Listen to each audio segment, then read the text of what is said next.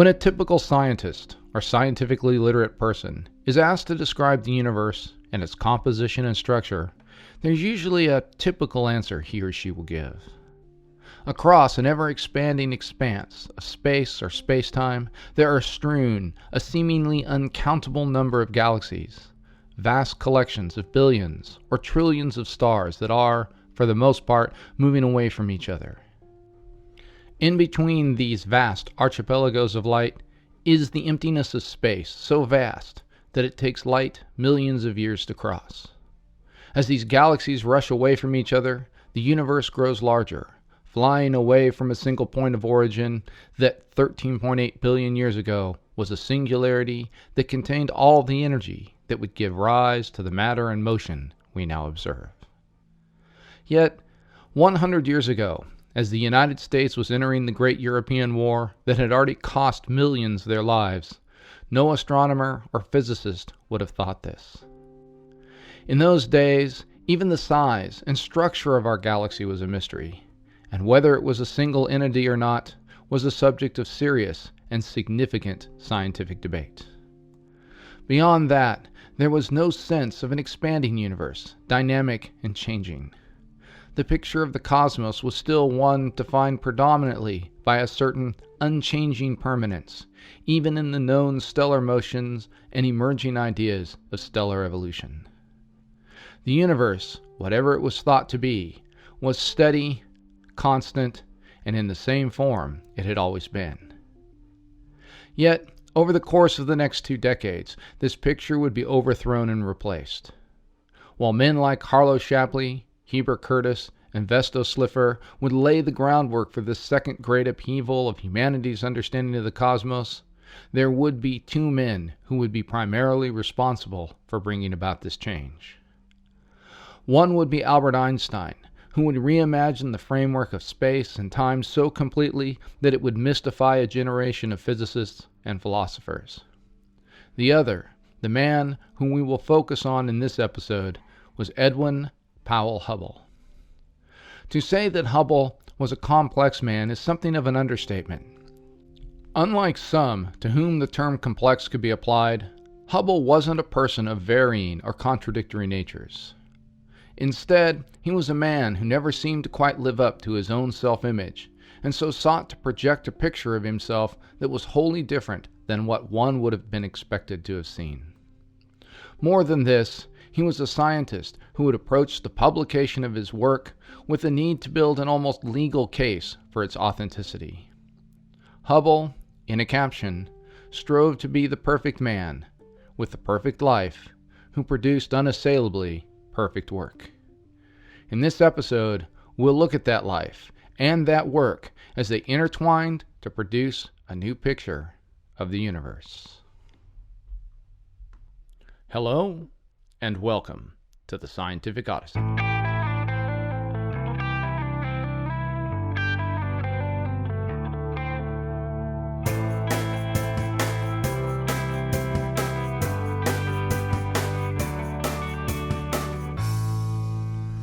The Scientific Odyssey is a many-part journey into the history and philosophy of science. My name is Chad Davies, and I'm the writer, host, and producer of the podcast, where we consider the ideas, processes, and results of over 2,500 years of scientific inquiry and discovery. Series 3, Finding Our Place. Episode 41, Edwin Hubble and the Big Leap.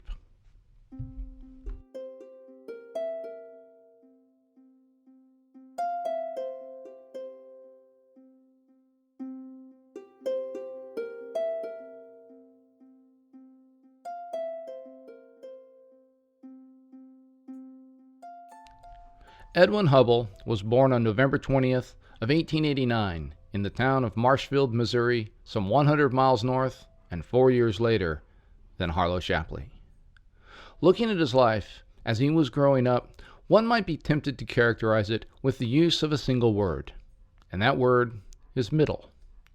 He was the third of 7 surviving children. His family was decidedly middle class with middle class expectations. His father, John, had trained in law, though he worked in the Hubble insurance business.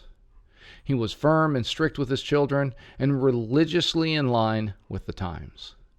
His mother was the daughter of a local doctor who was more willing to be there for her children in the traditional role of Victorian motherhood. It was her father, William, who had a more curious intellectual bent, and he had, as a hobby, built a telescope to explore the wide-open Missouri skies. It was on his 8th birthday that Edwin would be permitted to stay up past his bedtime, usually very rigidly enforced, to peer through that telescope at the wonders of the nighttime sky. When he was 10, the family moved to Wheaton, Illinois, just west of Chicago, and things began to change for him.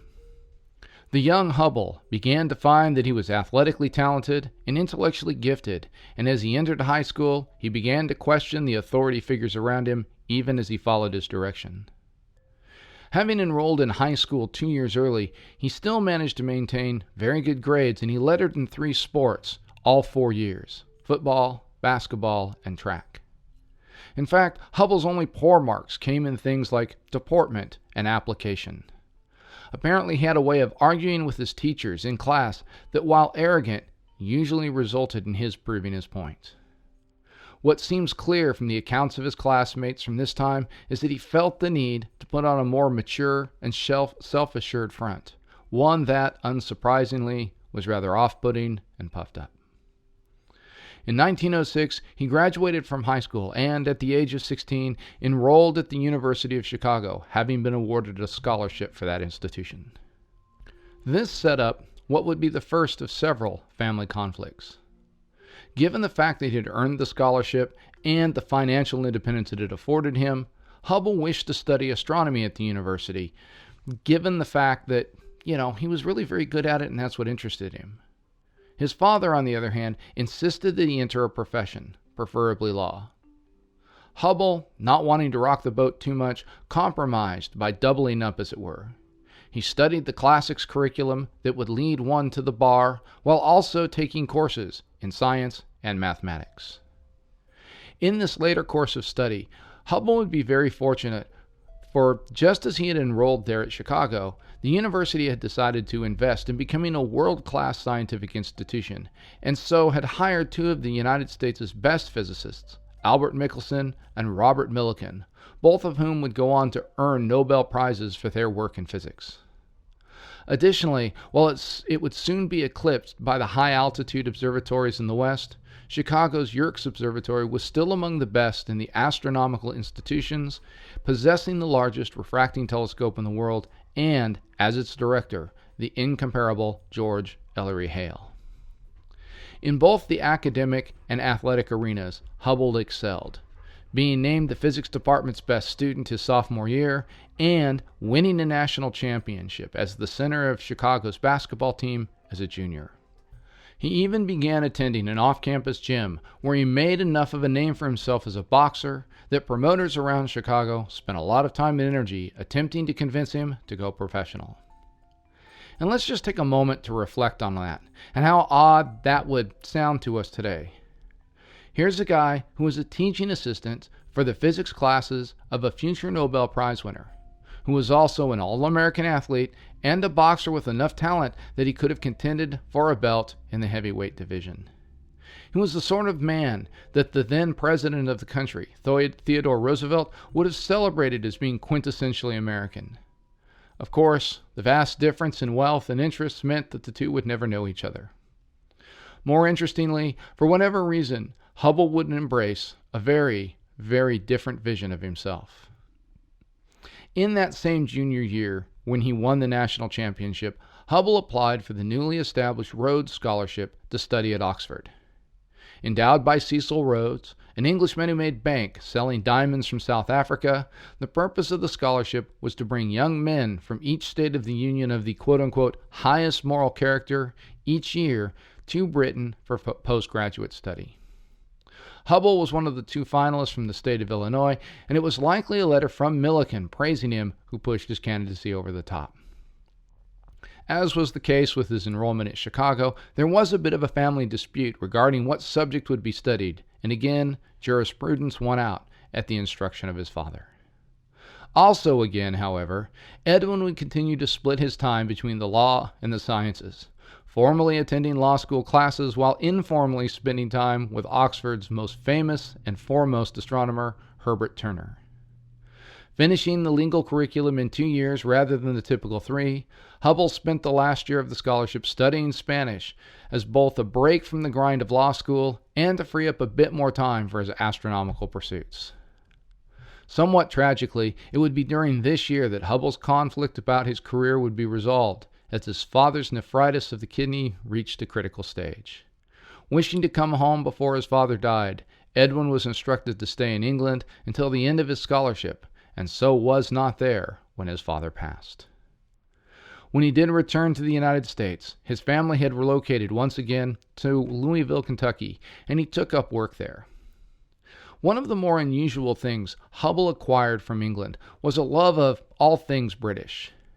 It's not that the Anglophilia itself was so odd, it was that he had a very strange way of choosing to express it.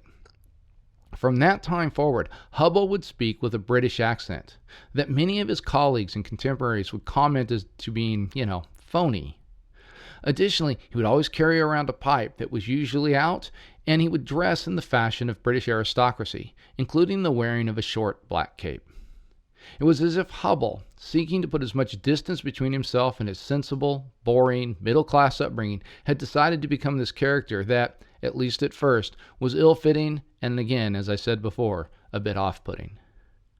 Regarding this brief portion of Hubble's life in Louisville, there is some confusion regarding his biography. According to Hubble, he did stand for and pass the bar there, and practiced a bit of law in the state, but there are actually no records of him actually having done either. What is likely the case is that later, while in California, he plumped up his resume a bit when traveling in society circles, an occurrence that, as we'll see, was not singular. What does seem to have been the case was that he did some work for an import-export firm, likely using his somewhat more international experience and familiarity with international law to advise on and handle business with various South American companies. However, most of his time was actually spent teaching at the New Albany, Indiana High School located across the Ohio River from Louisville. Hubble taught physics, mathematics, and Spanish while also coaching the high school's basketball team to an undefeated season and a third place in the state tournament. And for those who know anything about Indiana high school basketball, that would have been, in the minds of the citizens of New Albany, the most notable accomplishment he could possibly have achieved. In fact, Hubble was so revered by the student body that they dedicated the 1914 yearbook to him. However, being a high school science teacher and beloved coach was not what Hubble aspired to. He aspired to the stars. With his fellow Oxford scholars beginning their climb up the ladder to prestige and power, Hubble could not abide the idea of such a common path for his life. He had been a man who had once responded to a classmate who had quoted Julius Caesar's famous line that he would rather be the first man in the provinces than the second man in Rome with the clip. Why not be the first in Rome? Hubble had worked very hard to distance himself from his middle-class upbringing, and here he was, settling into the very thing he had most feared. So, with his father no longer pressuring him to pursue a professional career, and his family reasonably well established and taken care of, he reached out to the University of Chicago again, and an old professor there to see if he might return to pursue postgraduate study in astronomy. The professor, Forrest Ray Moulton, remembering Hubble's intelligence and scientific talent, was more than happy to pass his name to Edwin Frost, the man who had replaced George Hale as director of the Yerkes Observatory. Frost, on his part, was more than pleased to offer a graduate fellowship to bring Hubble on board. By this time in 1914, the observatory really had become a second-tier facility in terms of doing cutting-edge research. But it was still a fine place for a young astronomer to learn the techniques of making photographs, taking spectra, and determining the brightness of various objects in the sky. It was also still well established in the culture of astronomical and astrophysical research, in that Frost was the editor of one of the country's most prestigious journals, known as the Astrophysical Journal, as well as it having been the place where the American Astronomical Association had been founded. As you may recall, it was at the 1914 meeting of the organization that Festo Slipher presented his Doppler shift research on galactic velocities that garnered him a great deal of acclaim. This was also the meeting where the newly enrolled Edwin Hubble would sit front and center to hear about the latest research on spiral nebulae. The talk and the sustained applause it received would make a lasting impression. In a particular turn of good fortune, Hubble, as a lowly graduate student, didn't get any time on the big scope, the 40-inch refractor, but instead had to quote-unquote make do on the observatory's smaller 24-inch reflector. The reason this turned out to be his advantage was that the reflector had been designed to compete with the 24-inch Crossley reflector that we talked about in an early episode that was in service at the Lick Observatory by the great telescope designer George Ritchie. Ritchie would be the man who would be responsible for designing and building Hale's 60 and 100-inch reflectors at Mount Wilson, and Hubble's experience with those designs would serve him in good stead when he got there. As Hubble worked with the telescope there at the Yerkes Observatory, he learned the ins and outs and strengths and advantages of a reflecting telescope. For his research, Hubble chose to focus on objects other than just spiral nebulae that had attracted so much attention both at Lick and in Flagstaff. Also, he tended to avoid the stellar spectra being studied in such detail at Harvard. He spent his time on the 24-inch reflector photographing other nebulae and soon found out that not all of them were as unchangeable as had been thought. In particular, one comet-shaped nebula with a particularly rich structure, known as NGC 2261, caught his attention, and when he compared the photographs he had taken of it with some that had been taken at an early time, he saw that there were clear changes to the filamentary structure of gas that made up the nebula. This made it clear that at least some of these ephemeral objects were close enough to the Earth that changes in time were observable. This argued for a distinction between different types of nebula, something that was, at least up to this point in our story, more or less lacking. In addition to spiral nebula, planetary nebulae, and irregular clumps of gas such as the Orion Nebula and NGC 2261, Hubble also found bulbous and featureless nebula that, like spiral nebula, showed spectra consistent with collections of stars similar to those spiral objects. He would designate these as ellipticals. Hubble would work in this fashion for the next 3 years, making good progress towards his PhD. The title of his dissertation being, quote, Photographic Investigations of Faint Nebulae, unquote. While the work was not particularly strong in a technical sense, it was filled with fairly innovative ideas that showed that Hubble had a real knack for asking the right types of questions that would move the subject forward in useful directions. As he approached the end of his work, however, world events pulled him from his scientific researches and back to Europe. When, on April 6th of 1917, the United States entered what would become known as World War I, the Anglophile Hubble sought to join the war effort to support Britain. As such, his PhD was rushed to completion, and he joined the Army as an officer with the rank of captain. Early in his time, Hubble's division was a training unit for new recruits, and so he stayed stateside. For his part, Hubble was asked to train other officers and other soldiers to navigate by the stars in order to lead and participate in night marches. Given his vast astronomical knowledge and his brief background in teaching, Hubble was very good at this and was soon promoted to the rank of major for his work.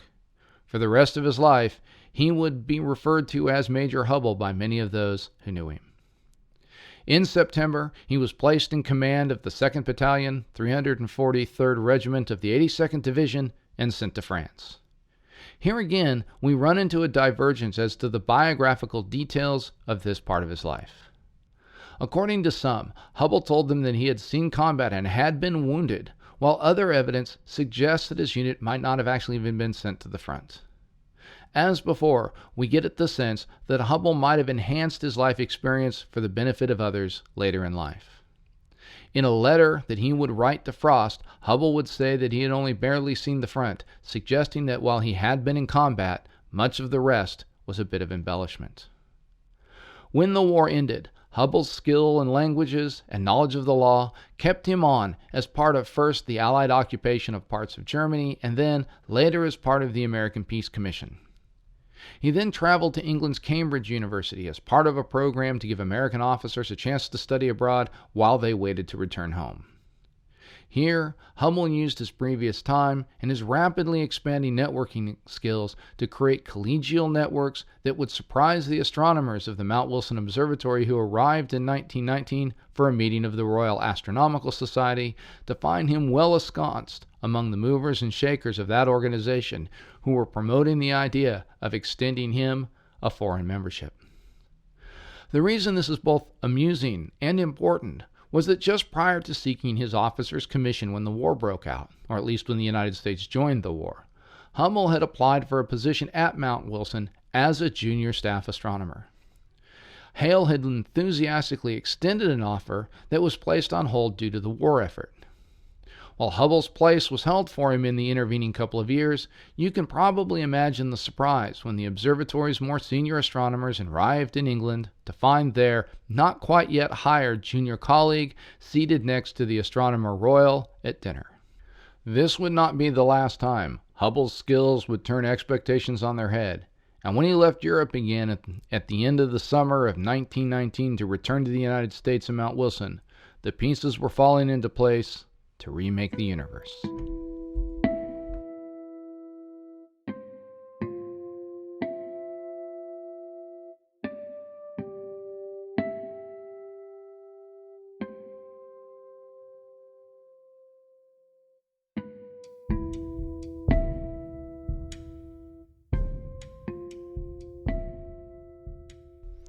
As we move to the next part of Hubble's life, it is probably useful to set the stage, as is apropos for a story that will unfold against the backdrop of the bright lights of Hollywood high society. So first, Mount Wilson itself. On September 11th of 1919, the 100-inch Hooker telescope finally came online. Over a decade of planning and construction had gone into creating the world's largest astronomical instrument, and there had been a number of emergencies and crises, along with enough intrigue to fill a spy thriller, but it was now ready to take its first images. Among the staff at the observatory were the rising stars of Shapley and Van Manen, both of whom were using the 60-inch telescope to push the boundaries of astronomical research forward by leaps and bounds. Shapley, in particular, was a rising star in the astronomical community, and he cast a long shadow at the observatory. In short, Mount Wilson was now the place to be to do the most cutting-edge research. It had the best equipment and the best staff to use it. Into this world-class environment would step a man that seemed too perfect for it. To understand this statement, one only has to consider Hubble himself. Here was a researcher that was older and a bit more mature, at least in some ways, than the typical newly minted PhD. His life experience, especially when he embellished it, was amazing as it was improbable. He had been an All-American athlete who had won a national championship. He had studied law at two of the world's most prestigious institutions and had worked with a Nobel Prize winner. He had been an officer in the Great War to end all wars and had been there when the peace was signed. He was Hale's new great find, with a very real chance to do something groundbreaking with the new tool Hale had built. But there was more than this to Hubble. More than just his resume was the man himself. He was a physical specimen. He looked as much like a leading man from one of Hollywood's latest romance epics as he did a research scientist. Tall, strong, with chiseled features and aristocratic mannerisms. As Marcia Bartusek writes in her book, The Day We Found the Universe, quote, "In the eyes of his friends, Edwin Hubble was an Adonis. A tall and robust figure with compelling hazel eyes, a cleft chin, and wavy brown hair that glinted a reddish gold. Pronounced cheekbones cast attractive shadows in his photographs, lending his face a movie star look. A woman screenwriter considered him too handsome for his occupation, comparing him to box office idol Clark Gable. Quote, had we been casting the role of a scientist at MGM, Edwin Hubble would have been turned down as unrealistic, end quote, said Anita Luce, author of Gentlemen Prefer Blondes. It was, to say the least, a remarkable pairing. Hubble at Mount Wilson, and the astronomer would spend the rest of his career there, observing from the mountain at night and working in his office down below it in Pasadena during the day. He would travel between the two on a single-lane road that precariously clung to the side of the mountain, and when observing, sleep in the building known as the monastery, due to its being populated only by men, at least at that time, and the enforcement of a quiet policy for the benefit of those who had spent the previous night perched in the domes of the various optical telescopes, taking images. Like Shapley, Hubble would spend a week or so making photographic plates in the mountain, and then traveling back down to Pasadena with the plates to do analysis and plan the next observing run. Very much to his credit, Hubble was especially liked by the technical staff of the observatory, who did the work of running the telescopes, aligning them and the domes, as his observing sessions were planned with a military precision and efficiency that was entirely clear and rational.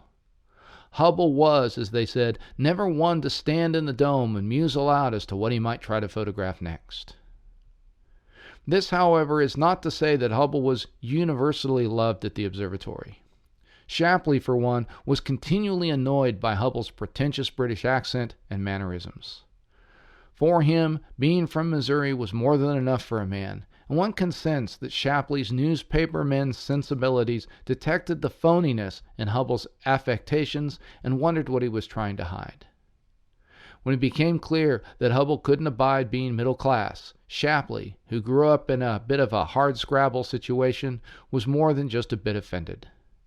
The two would just barely manage to get along while they were both employed by Hale at the observatory, though that would only last about 18 months before Shapley departed for Harvard.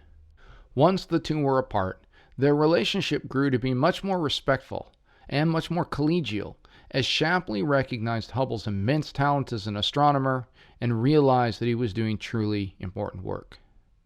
Van Manen, on the other hand, would always view Hubble as a rival.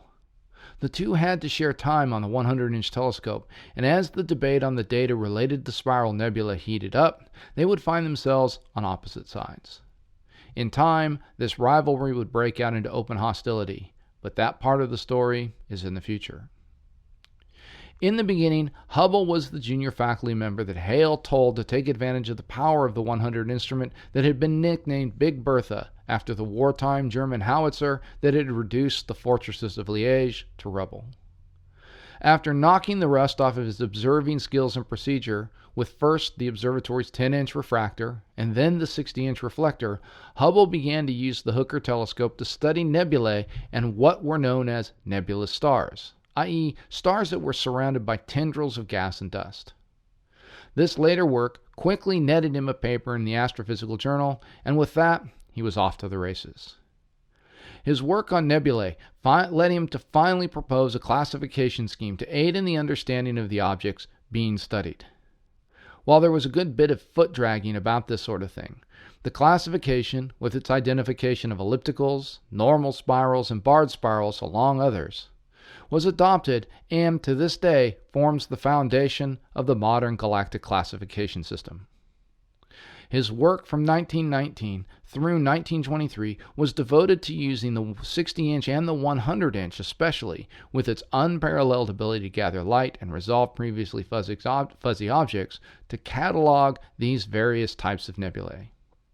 One notable shift in his work during this time can be found in the tone and structure of his papers. Gone now were the bold statements and claims found in his dissertation. Instead, they were replaced by the careful language of a lawyer building a case from what is known, a sort of just the facts and just the conclusions that can be drawn from those facts kind of approach. What seems to be clear is that once he became a professional astronomer, Hubble was unwilling to do anything that would jeopardize his professional reputation. Unlike Shapley, who would draw bold conclusions from the scantiest of evidence, Hubble would go no further than the most conservative interpretations of his observations would allow. Over the course of 1923, Hubble's work continued, and he began to take a number of photographs of a nebular object known as NGC 6822 that showed a number of similarities to the Magellanic Clouds Solon Bailey had photographed while working for Harvard when he was in Peru. As had been the case there, Hubble found a number of variable stars and wrote Shapley suggesting that he use the vast plate library at Harvard to see if light curves could be developed for them to determine if they were Cepheids. Shapley followed up on the suggestion and with Hubble's data, along with that mined from the Harvard plates, published a distance estimate to the nebula that pegged its distance at nearly 1 million light years, outside of even the largest of Shapley's estimates of the Milky Way. In Shapley's words, quote, "It appears to be a great star cloud that is at least 3 or 4 times as far away as the most distant of known globular clusters, and probably quite beyond the limits of the galactic system." End quote. It is an interesting finding from the man who had so recently argued for just one big galaxy that contained within it all of the nebulae. To resolve this, Shapley claimed that his views were confined to spiral nebulae specifically, and thus this most recent finding did not alter those. Nevertheless, it was more evidence towards the idea that there were island universes. For his part, Hubble would continue to photograph NGC 6822 and find another 11 Cepheids that served to further cement the results announced previously. More importantly, though, it gave Hubble the confidence that he could capture such stars in other nebulae if they were in fact there. On August 4th of 1923, Hubble was engaged in just this endeavor when he decided to photograph 2 objects, the Andromeda Nebula, known as M31, and a companion object known as M32, with the 100-inch telescope. While the scene wasn't great in that evening, he took long exposure plates for analysis to be carried out a bit later. In taking the plate, he had to guide the telescope to make sure that it remained pointed at the exact spot he wanted to observe, and in doing this, he noted a bright point of light where one hadn't been before. What he was seeing was a nova in the Andromeda Nebula, something he hoped that he might be able to use to determine the distance to the nebula itself. He returned to the same place the following night to take another plate, and then, armed with his observations, he went down to his office in Pasadena to do the analysis. On his plates, he found 3 bright objects that were good nova candidates. What he needed to do was establish that this was in fact the case by going back to earlier plates that had been taken of that part of the nebula to see if in fact those bright spots were indeed new. For 2 of them, that was the case. The broad objects were nowhere to be found on earlier plates, and thus they were nova. However, the 3rd object was quite a bit different. Hubble was able to find it, but he saw that it was not as bright on the previous plates, indicating that he might have found a variable star. In fact, on the plate itself, you can see where he sort of marks an N initially, and then scratches that out, and then writes a great big VAR exclamation point as he realizes that he has indeed come up with a variable star and what that might mean. Checking other plates, he found that the star was there on each one, but that its brightness did change in that regular pattern, leading to his conclusion. This was a huge discovery because it was the first time a variable had been found in a spiral nebula, and Hubble recognized 2 things because of it. First, if it were a Cepheid, it could be used to determine the distance to the nebula, just as Shapley had done by using Cepheid variables in his globular clusters. Second, and more important, it showed that it was possible with the 100-inch telescope to find these things. And so, over the course of the next several weeks, Hubble went variable hunting. After finding several more novae, he found a second variable, and then, in February of 1924, he did a series of observations that allowed him to catch a 3rd variable where he could watch the magnitude brighten and then begin to dim. This allowed him to get the star's light curve and confirm that it was, in fact, a Cepheid variable. The rest, as they say, is history. As an illustration of how important this was, later that month, Hubble wrote to Shapley to inform him of his discovery. On the day that Shapley received the letter, he was working with Cecilia Payne on a project. Payne recalled that when Harvard's director read the letter, he held it out to her and said, quote, "Here is the letter that has destroyed my universe." The data and analysis that Hubble had done was unambiguous. Andromeda was not a nebula that resided within the Milky Way, but instead, the distance estimate to it showed that it was an island universe of its own, made up of billions of stars more than 1,000,000 light years away. While Shapley would, over time, try to offer qualifications and express doubts in his correspondence with Hubble, it was clear that Curtis had been right, and Shapley's big galaxy wasn't enough to embrace all that was seen. The great debate was now resolved.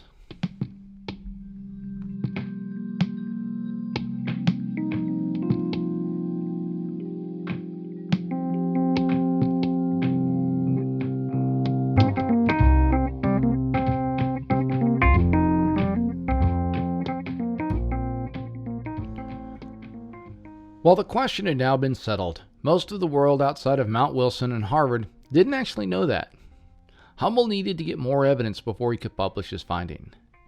This would take some time, especially as Hubble had a few other things going on in his life during this period.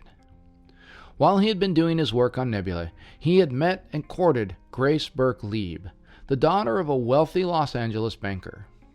She was a smart and beautiful woman who had attended Stanford, earning an English degree and graduating Phi Beta Kappa. She had been previously married to the geologist Eric Lieb, who had been tragically killed in a mining accident 3 years earlier. The two made quite an attractive pair, earning comparisons to the star couples of Hollywood, but more than that, they found a meeting of the minds. Grace learned astronomy, and Edwin read her poetry, and soon the two fell in love. It was a match that would last the rest of the Hubble's life, and Grace would be responsible for softening Edwin's reserve and aloofness that many found so off-putting. After their marriage, they would honeymoon and then tour Europe before returning in May. Fortunately for Edwin, there was no one in the world who could get the kinds of images that he could that were as well resolved. This is where the 100-inch reflector could get the puzzle pieces that were missing, to use our analogy from the last episode. Thus, Hubble didn't really have to worry about somebody scooping him, and so he could return to his search without fear of the time lost as he took that honeymoon. For the rest of 1924, he would carefully photograph Andromeda, as well as its neighbors, and find yet many more Cepheid variables. But as the data piled up, making his case stronger and stronger with each one, Hubble did not publish. One can sense in his hesitation, his recognition that he had made a great breakthrough, and that if he were wrong in some way, his fall would be even greater. Instead, he would turn to his colleagues to see if he can find more data either in support or against his conclusions. For example, he discussed his work through the more informal channels of scientific correspondence, writing Vesto Slipher in July. Only at the end of the year did Hubble begin drafting a paper for the Proceedings of the National Academy of Sciences that would reveal what he had learned. One of his greatest concerns was that his results directly contradicted the findings of his colleague Van Manen, whose observation of rotation in the spirals indicated that they had to be close in to the observer. Unfortunately, Hubble was unfamiliar with Heber Curtis's work that had attempted to replicate Van Manen's measurements using the images of various spiral galaxies, or nebulae as they were known at the time, taken from the Crossley reflector at the Lick Observatory. These measurements cast serious doubt on the veracity of Van Manen's own measurements and the conclusions that he reached from them. This one obstacle gnawed at Hubble and kept him from being able to commit completely to his conclusions. Not so much in that he didn't believe what it was that he had found, but that if he were in fact wrong, the damage that it would do to his reputation would be catastrophic. The lawyer in him made Hubble want to be able to refute the other claim through cross-examination, and yet he was unable to find anything that would suggest that Van Manen's work was in fact deficient. However, it wasn't news that he could keep under wraps indefinitely. And as his correspondence with other astronomers began to leak out, the astronomical rumor mill began to buzz with reports of what he had found. Finally, on November 23rd, the New York Times published a headline about his results and the confirmation of the island universe's hypothesis. At this point, there was nothing to do but publish. And yet, still Hubble hesitated. Henry Norris Russell pushed him to publish the paper and then to present the results of the 33rd annual meeting of the American Astronomical Society, but Hubble just dug in his feet. only sending the paper at the end of the last moment to be able to be read by Russell in his absence at that meeting. Yet, when Russell read the paper, in that moment, the universe grew in the human mind by a huge scale. No longer was it confined to a single galaxy, even one as large as Shapley has advocated. If Andromeda was as far away as the data indicated, it was only the closest of the spiral galaxies. As Hubble would later tell a local reporter after his discovery had been announced, quote, "There is just not one universe. Countless whole worlds, each of them a mighty universe, are strewn all over the sky. Like proverbial grains of sand on the beach are the universes, each of them peopled with billions of stars or solar systems. Science has already taken a census of nearly 10 million galactic systems or individual universes of stars." End quotes. In other words, other nebulae, now galaxies in their own right, though that term wouldn't be universally adopted until after Hubble's death, had to be further away, and Hubble now sought to establish that fact for as many galaxies as he could. Indeed, at the end of the paper Russell read to the assembled astronomers on January 1st of 1925, Hubble revealed that he had found variables in 3 other spirals. This would become the singular focus of the remainder of Hubble's scientific work. From this point forward, every paper he wrote would come back to determining the distances to the galaxies he had pushed out into the deepest reaches of the cosmos. The acceptance of his work was swift on almost every front except one. Shapley was finally converted by the growing evidence Hubble collected in 1928, conceding at the end there that he had been wrong. The one holdout, of course, was Van Manen. In the years following Hubble's announcement, the Dutchman went back over his results to see if he could find an error. Finding none, he refused to back down until finally Hubble took up the challenge and did a similar analysis and found no evidence of rotation. Calling in a colleague who had once checked Van Manen's original work to independently establish that analysis, the man confirmed Hubble's results. The lawyer, in a sense, had flipped a defense witness to his side on the stand. Still finding Van Manen unwilling to withdraw his objections, Hubble drafted a scathing paper to be submitted that was only kept out of publication by the observatory's in-house editor. Only after a prolonged negotiation did things get settled enough that the 2 men each published, though Hubble, unable to let his colleague off the hook gracefully, came out looking worse in the affair. He had been right, but his unwillingness to allow Van Manen to preserve some scientific credibility in spite of his error became something of a black mark on Hubble's reputation. The 2 men never spoke again, even as they worked in the same building for the rest of their careers.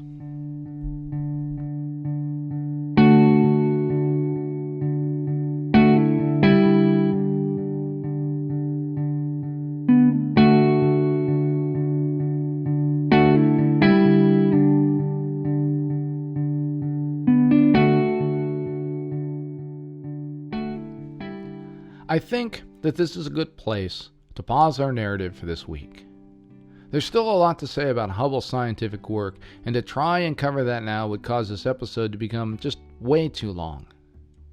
So instead of putting together some sort of Dan Carlin hardcore history epic that you wouldn't hear for the next 3 months, I'll just take a breath, stop, and we'll pick up the story in the next couple of weeks. On an unrelated note, I do have to tell you that the eclipse that I got to experience was both exhilarating and just a bit disappointing for both the lovely wife and me. We had a great site to enjoy the event from in Whitmire, South Carolina, and conditions were pretty good up until about 10 minutes before totality.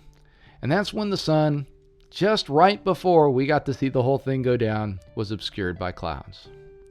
Thus, I got to experience the arrival of the semi-darkness of the totality of the eclipse, but I didn't get to see the black sun, as I like to call it. Nevertheless, it was an amazing thing to experience, and I got a lot of good images for the various phenomena to use in my classes and to talk about in the future. For those of you here in the US, I hope you had a bit better luck than I did with the scene. If you've got images or accounts, I sure hope you'll consider posting them to our Scientific Odyssey Facebook page. I'd love to see and read your experiences. And by the way, if you're wondering, the next total solar eclipse will be in, I think, June 2nd, 2019, and it'll be visible across the continent of South America in Chile and Argentina. So if you got travel plans, maybe you want to think about that. For those of you here in the United States, of course, the next eclipse will be April 8th, 2024, and you can probably guess I'm already making plans. Also, to our listeners out in East Texas, know that you all are in our thoughts and our prayers. For those who may not know, the region has been hit just this last weekend by a major hurricane, which is now stalled over the area and is dumping huge amounts of rain, causing severe, even catastrophic flooding. The storm grew much more rapidly than had been initially predicted, and this seems to lend credence to the idea that one of the consequences of climate change will be the rapid development of superstorms like this one. There's been a good bit of evidence accumulating for this view over the last few years, and I'm sure that Harvey, as the storm has been named, will be the subject of intense research for years to come. So, to all of you from Corpus Christi to Houston and inland to Austin, hang in there and be safe.